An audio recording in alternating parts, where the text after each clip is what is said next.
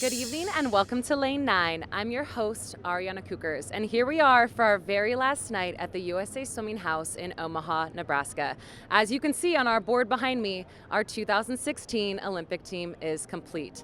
The star means that the athlete has multiple events, and we were able to catch up and walk around the pool deck today, and I caught up with Ryan Lochte, and as you can see from the video that we're about to show, he had an incredibly long line of people waiting to get his autograph. It went around the aqua zone, out the building, through the door, and I saw him this morning. He was doing a race against Jimmy Fegan, 100 freestyle, so he has had a packed day. This Olympic team is already back to training. They're in the water. They're having a good time and looking forward to Rio. So we caught up with a lot of them today. Everything just wrapped up at the CenturyLink Center just down the street.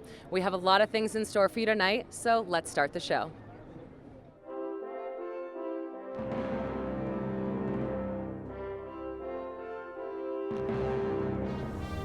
Live from Omaha, it's Lane 9.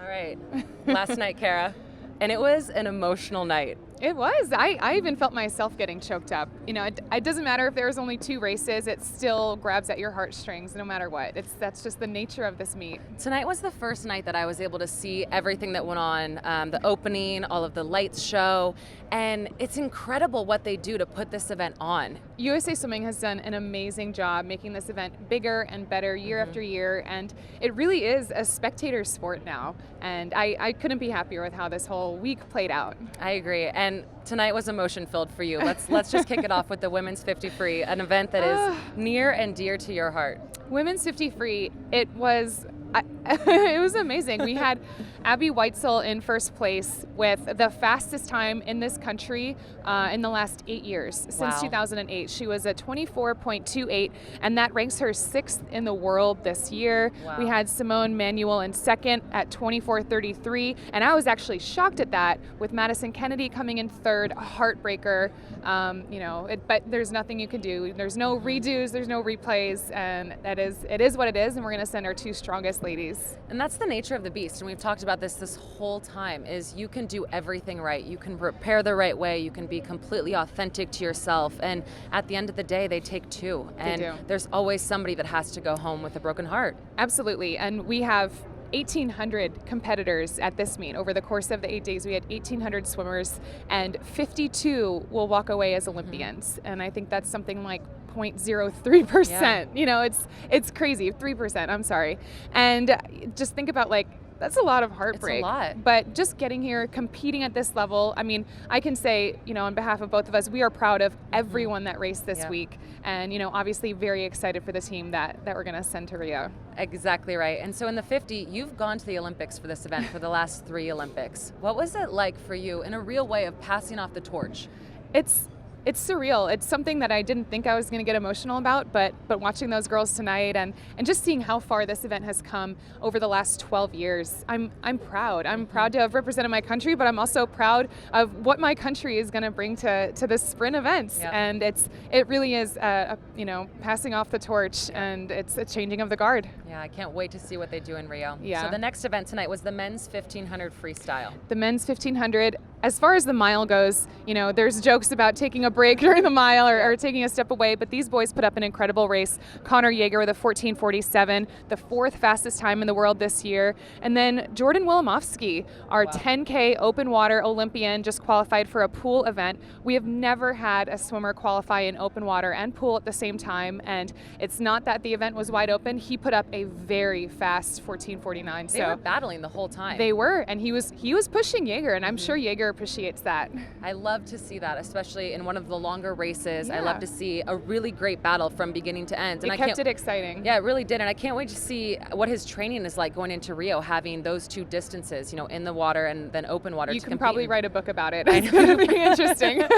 Yeah, so let's catch up on some of the events that we saw last night, because there was a lot of fast swimming, and we talked about this afterwards. Maybe one of the most electric nights. So let's start with the 800 freestyle for women. 800 freestyle for women, again, being a long race, you know, people tend to be disengaged, but with somebody like Katie Ledecky out in front, literally from the get-go, and here you have Katie going one way, her competitors going the other way. She keeps it interesting. She keeps it fun, and we're always kind of on the edge of our seat. Are we going to witness a world record? Yeah. But even I think one of the top 10 times in the world ever of all time. Yep. But she put up a commanding performance, and she did. I think that she has a lot left in the tank for Rio. I think that we're all looking forward to what we can see there, and I think she's hungry for it. I think she wants that. Yeah, she's feisty. She's a racer, so good things to come for her. Yeah. So let's look at the 200 backstroke for women. Maya Dorado's third win of the week. Yeah, Maya Dorado, I would say, is probably the swimmer of the meet here, with her win in the 200 IM, win in the 200 backstroke, win in the 400 IM. I actually love her backstroke. It's one of the most beautiful. It's very beautiful. easy out in front. And a strong time. 206 low is extremely impressive. Missy in second with a 207. Like we talked about, her best time being a 204. Lots of potential for those girls. Yep. The splash and dash, the men's 50 freestyle. This was a highly anticipated race at this meet. Anthony Irvin going for his third Olympic Games, having qualified in the year 2000 for the first time, and going 1-2 with his former teammate and good friend, only 1/100th separating them. It doesn't get much closer than that. It was really cool to see that race. So happy for Anthony and Nathan, for both of them going on. And just looking at the men's 100 butterfly.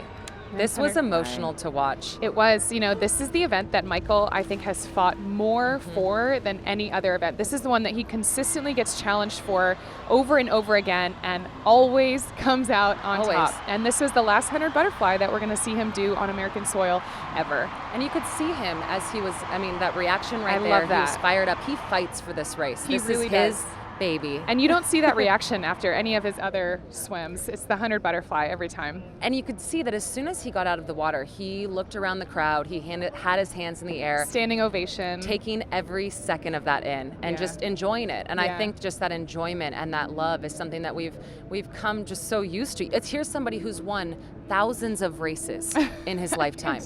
And to see him get emotional and take in that entire moment just goes to show what this is all about. Absolutely, and as special as that is for the spectators to witness Michael Phelps swim his last race, it's special for him. You could really see it meant a lot to him, and I love seeing Michael feel humbled. Yeah. I love that as well. It's been fun. We were able to catch up with his fiance and baby Boomer last night, and it's just, he seems just so happy, and I love seeing that in him and seeing him race like that. So don't go too far away, because we're going to catch up with you a little bit later on in the show, but I've absolutely loved recapping the races with you, Kara. So My pleasure, Ari. Thank you. Thank you.